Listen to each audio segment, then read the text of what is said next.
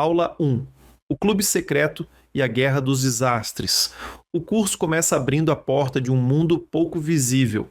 O Círculo Internacional que fala em nome dos desastres. A aula apresenta quem são esses atores, onde eles se encontram, conferências, negociações, agências da ONU e por que os desastres se tornaram um campo de disputa política global. Aqui o aluno entende que os desastres não são apenas eventos extremos, mas objetos de governo, negociação e poder. Essa base é essencial para compreender tudo o que virá a seguir, né? Vamos começar com uma cena. Imagina, Vargas, na Venezuela, ano de 2008. Já se passaram 9 anos desde que deslizamentos de terra terríveis devastaram a região. Um morador, um senhor, chamado Antônio, tá ali na beira de um rio. Alguém acabou de entregar para ele um walkie-talkie. A nova tarefa dele é essa: vigiar o nível da água e soar o alarme se precisar. Um pouco mais longe dali, a vizinha dele, a Maria, acabou de sair de uma simulação de evacuação. Ela tá suada, um pouco cansada, mas dá sorrindo. E ela diz com um orgulho que dá para sentir: agora estamos preparados. E essa cena que a gente tirou do material que estamos analisando hoje levanta uma questão que parece simples, mas é, nossa, super complexa. O que significa de verdade estar preparado? É ter um rádio? É fazer um treinamento? Exatamente.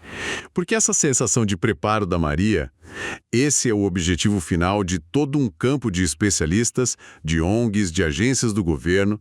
Hoje a gente vai mergulhar fundo no capítulo 6 de uma análise bem detalhada sobre o mundo da gestão internacional de desastres. O capítulo foca justamente nisso, no conceito de preparação. E a nossa missão aqui é desconstruir o que se esconde por trás daquele lema que todo mundo conhece: não tenha medo, esteja preparado. E o ponto de partida, olha, já é surpreendente. Totalmente, porque o texto já joga uma ideia que vira nossa intuição de cabeça para baixo. A gente normalmente pensa que preparação serve para evitar um desastre. Exato, para impedir que ele aconteça. Mas a análise argumenta que não é bem assim. A preparação moderna, na sua essência, ela não visa necessariamente impedir a catástrofe, o que, vamos combinar, muitas vezes é impossível. O objetivo principal é muito mais pragmático: garantir a continuidade dos sistemas. Continuidade dos sistemas. Isso. A meta não é parar o furacão, mas garantir que a rede elétrica, que as cadeias de abastecimento, o governo, a economia, que tudo isso continue funcionando ou que volte a funcionar o mais rápido possível apesar do caos. Nossa, isso muda tudo. Muda completamente. A gente deixa de falar de prevenção para falar de gestão da incerteza. De viver um estado de alerta, assim, permanente. Ok, vamos. Vamos analisar isso melhor? A definição oficial que o texto traz, da ONU, diz que preparação é o conjunto de conhecimentos e capacidades para antecipar, responder e recuperar. Parece lógico, né? Focado nas pessoas. Mas essa ideia de continuidade dos sistemas soa um pouco fria, não soa? Quase como se as vidas individuais fossem, sei lá, secundárias ao funcionamento da máquina. O material explora essa tensão? Explora. E essa é a parte mais crítica da análise. O texto busca pensadores como o Andrew Lakoff, que argumenta que a preparação virou uma forma de governar o futuro. Ou seja, ao imaginar cenários catastróficos, pandemias, ataques, desastres climáticos, as autoridades justificam ações muito concretas agora, no presente. Tipo sistemas de vigilância, planos de contingência. Exato, a alocação de recursos, o foco é a resiliência, mas a resiliência do sistema.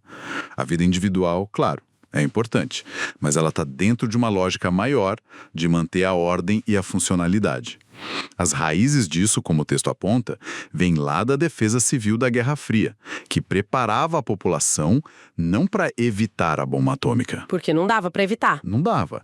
Era para sobreviver e reconstruir a nação depois dela. Faz todo sentido. E isso explica porque que a falta de preparação é sempre a primeira culpada quando as coisas dão errado.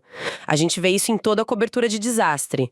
A ajuda que não chega, a confusão logística, a narrativa é sempre que não estavam preparados. Isso. E essa narrativa legitima a necessidade de mais planos, mais controle, mais preparação.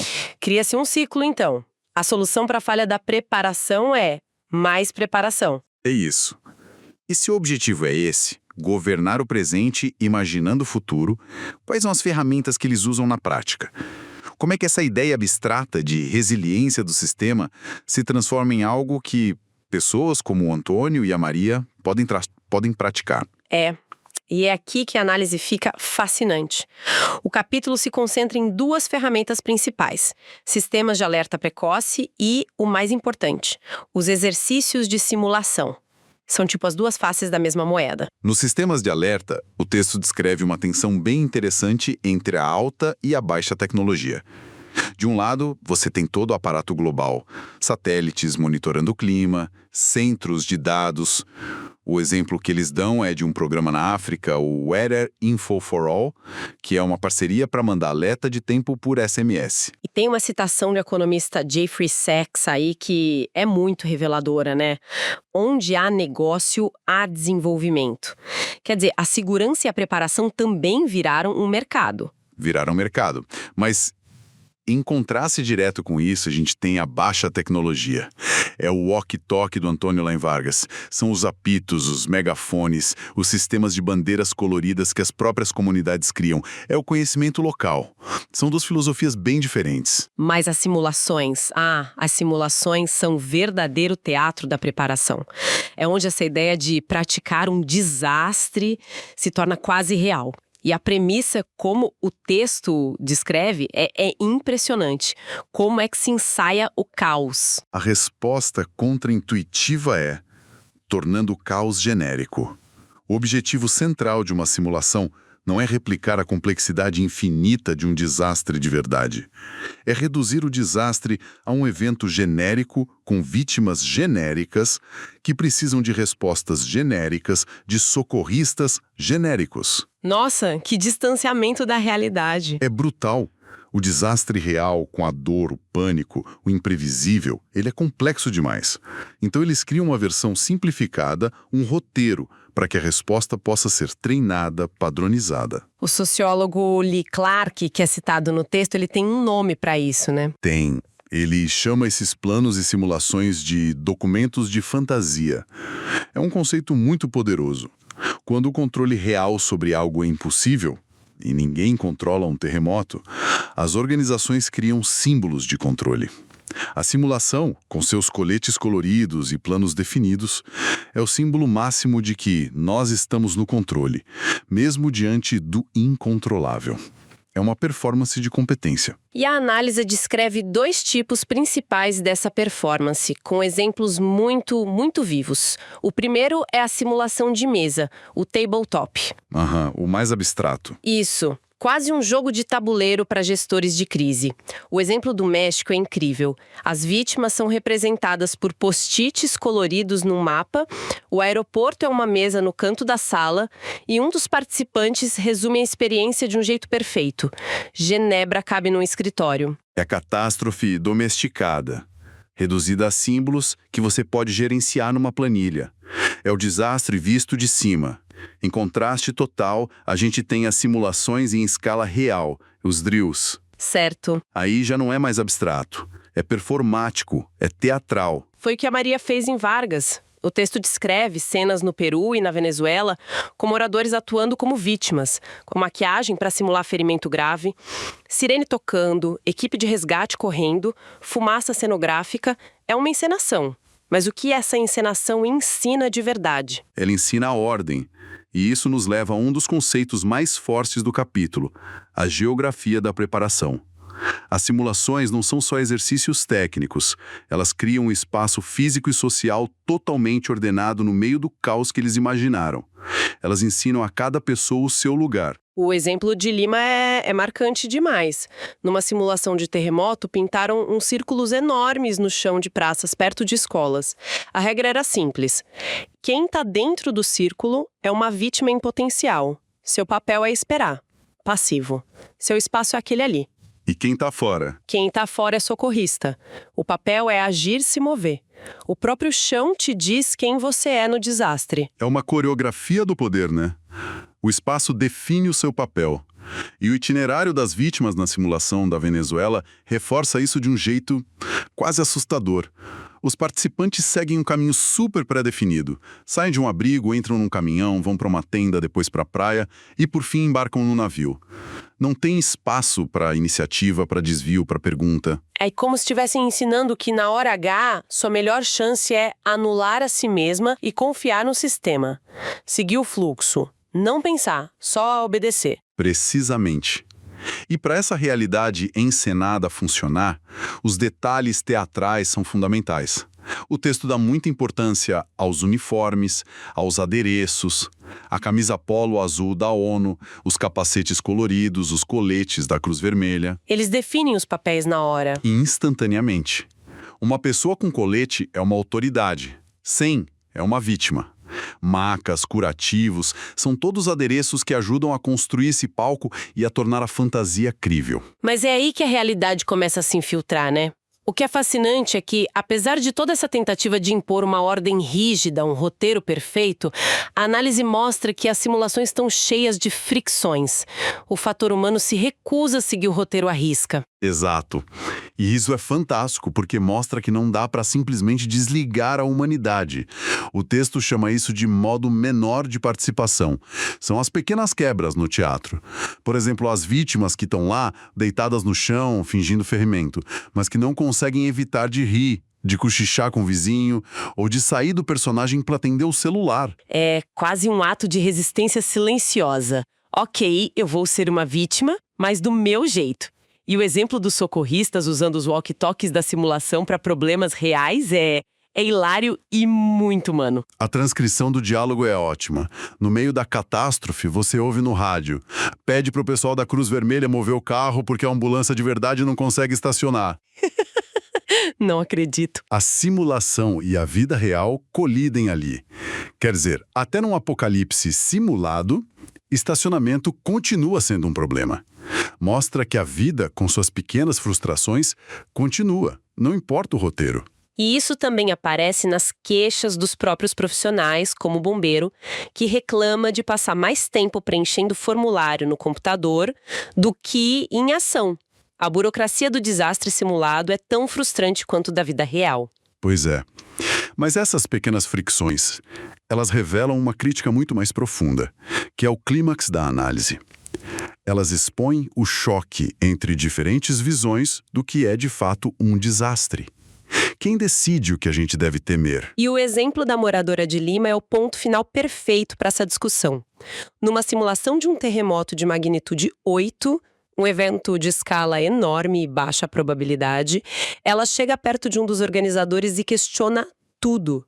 Ela diz, isso é muito forte, que para a comunidade dela, que vive num bairro informal, seria muito mais útil simular a resposta a um incêndio ou a um deslizamento de terra localizado. Esses são os riscos reais, imediatos, que eles enfrentam todo dia. E essa única pergunta, essa pergunta de uma moradora local, desmonta todo o castelo do desastre genérico. Ela está dizendo, o seu desastre de fantasia, o seu terremoto de magnitude 8 não é o meu desastre real. E isso levanta a questão fundamental que o capítulo deixa no ar. Quem define o risco? É o especialista em Genebra com seus modelos globais? Ou é a comunidade em Lima que sabe que o maior perigo pode ser um curto-circuito na instalação elétrica do vizinho? A preparação que está sendo ensaiada pode não ser a preparação que é de fato necessário. Certo. Então, resumindo tudo que a gente discutiu desse capítulo, fica claro que a preparação para desastres é um universo muito mais complexo do que parece. A gente começou vendo que o foco não é tanto prevenir o evento, mas garantir a sobrevivência do sistema. Depois, a gente viu que essa preparação é ensinada por meio de simulações, que são, na verdade, tentativas de criar uma realidade ordenada, controlada, a partir de um futuro caótico imaginado. Elas criam essa geografia da ordem. Isso, com papéis, espaços e roteiros bem definidos. Mas essa ordem é constantemente desafiada pelo comportamento humano que se recusa a ser só um ator e, mais importante, por visões diferentes sobre o que é o verdadeiro risco. O risco visto de Genebra não é o mesmo visto de um bairro em Lima. O que nos deixa com um pensamento final. uma provocação que sai direto dessa análise. Se a preparação oficial, muitas vezes guiada por especialistas e modelos globais, se concentra em desastres genéricos e de grande escala, que tipo de riscos reais, cotidianos e localizados nós estamos sendo ensinados coletivamente a ignorar? E talvez a pergunta mais importante seja: quem tem o poder de decidir qual risco vale a pena ensaiar e qual deve ser simplesmente deixado de lado? Disasterland. Como chegamos até aqui? É um curso online da Hopeful Brasil, que explora a construção histórica, política e simbólica do chamado Mundo Internacional dos Desastres.